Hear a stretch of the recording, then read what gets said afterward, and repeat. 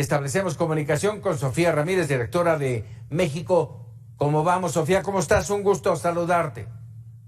Francisco, qué gusto estar contigo en viernes para platicar de estos temas que parecieran ser además algo muy extraordinario, pero que francamente responden a varios factores. Primero, tipo de cambio, vámonos por partes. Tipo de cambio, sin duda, en este superpeso que, como bien referías, no habíamos visto en años completos en estos niveles, ni estos niveles de apreciación tan rápido. Ahora, hay que recordar que en estos casos, bueno, pues los mercados financieros enfrentan altas volatilidades porque es un mundo muy cambiante. Y a esto me refiero con las expectativas, digamos, de inflación, no solamente en México, como bien referías, sino en Estados Unidos. Por lo tanto, al haber esta percepción de que aún no se acaban de subir las tasas de interés en Estados Unidos ni en México, empezamos a ver cómo pues hay un flujo de divisas que van de un lado para otro. En este caso, vemos que el superpeso además pues tiene un montón de factores adicionales. Me parece que es ineludible, inevitable entender que esta apreciación semanal en gran medida se debe a la ratificación de lo que ya veníamos escuchando respecto a la fábrica de Elon Musk de Tesla, que finalmente ya se anunció este pasado 1 de marzo con una inversión esperada de $5,000 millones en los próximos años. No es el único factor, sin duda. El año pasado tuvimos una inversión extranjera directa que rondó los $35,000 millones. Sin duda, esta va a ser una inversión muy importante porque es aproximadamente una séptima parte de lo que se recibió en inversión extranjera directa todo el año pasado. Eso por un lado. En segundo término, como te decía, pues la expectativa de que Banco de México aún no da tregua, sigue esperando que haya un incremento, se sigue esperando que haya un incremento en la tasa de interés de referencia por parte de Banco de México, porque si bien el banco fue relativamente optimista en su informe trimestral presentado hace unos días, pues lo cierto es que también identifica todavía varios riesgos inflacionarios a la alza, entre otros tiene que ver con la reapertura de China. Estos factores internacionales que parecieran pues ser lejanos a la realidad mexicana acaban teniendo efectos en el mercado internacional, pero también en las cadenas productivas y en el consumo de combustibles. Hemos visto cómo el petróleo en estos últimos días nuevamente pareciera tener una tendencia al alza, no de manera muy significativa, pero sí, digamos, entre el anuncio de Rusia, que anunciaba que iba a meter 500,000 barriles menos de petróleo diarios en el mercado internacional, pareciera que eso no fue necesariamente la causa del incremento en los precios de petróleo, generando presiones inflacionarias y por lo tanto generando esta expectativa de que todavía haya alzas en la tasa de interés tanto en Estados Unidos como en México, sino que bueno, pues en esa lógica, pues además se espera que esta misma semana que empieza el lunes, digamos la próxima semana, haya también datos, por ejemplo, de la economía norteamericana, donde el mercado espera que aunque haya una ralentización en la actividad económica de Estados Unidos, todavía se esperen altos los datos, por ejemplo, de empleo. En ese sentido, pues volvemos a hacer la recapitulación, anuncios de inversiones muy importantes en México, que obviamente no solamente son las de Tesla, sino todas las asociadas, digamos, a la industria de coches, que muestra además buenos números, todavía por debajo de los niveles de 2017, pero muy cerca ya de esos números, digamos, en términos de lo que se esperaba. Tenemos número 2, remesas, con unos niveles muy altos todavía.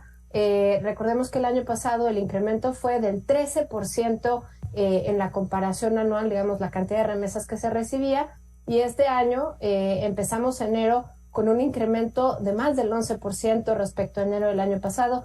Es decir, el año pasado fue un gran año para las remesas y por lo tanto se sigue esperando con los datos de enero que lo mismo ocurra de este lado. Número 3, ya hablamos entonces de las tasas de interés, de la inversión extranjera directa, de las remesas y nos quedan las exportaciones. Hemos visto un incremento muy importante sostenido todavía en los primeros meses de este año, en algunos indicadores, insisto que va desde los vehículos hasta las exportaciones en general, con tasas a doble dígito de crecimiento en las exportaciones, y todo esto sumado nos da un montón de dólares que van entrando a México y que al final del día se acaba traduciendo en este incremento en el valor del peso respecto al dólar, Y bueno, pues obviamente no solo es la divisa mexicana, hay otras divisas que están en una circunstancia similar, sobre todo en este momento, insisto, de tanta fluctuación en un mundo tan cambiante, y pues que a nivel macroeconómico tenemos unas finanzas públicas medianamente estables. Oye, un mundo tan cambiante, bien lo dice Sofía,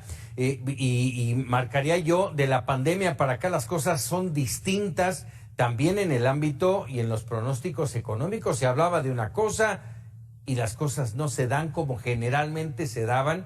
Hoy está este tema de un peso fuerte y una inflación alta, complicada. ¿Podemos mantener el pronóstico de que será un año difícil?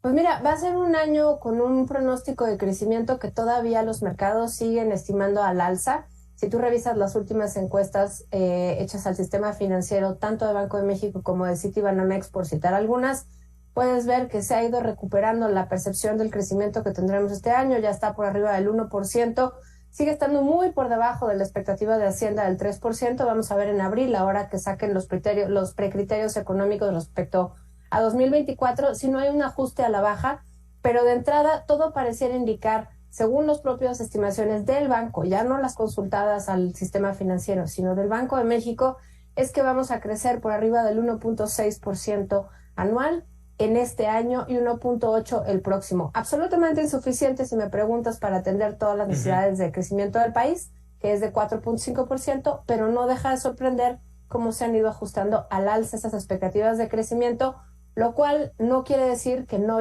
vaya a haber inflación, pero aquí quisiera dar y cerrar con una nota positiva. El propio Banco de México, en su informe trimestral de esta semana, lo que nos decía es que se sigue ampliando, digamos, el horizonte de convergencia a niveles aceptables de inflación, pero ya empezamos a ver que el pico, digamos, de las expectativas de inflación hacia adelante se alcanzó ya en octubre del año pasado, y sí se espera que en lo sucesivo sigamos convergiendo hacia esta zona pues más restrictiva, pero también de mayor inflación contenida. O sea, no de mayor inflación, sino de mayor contención de la inflación.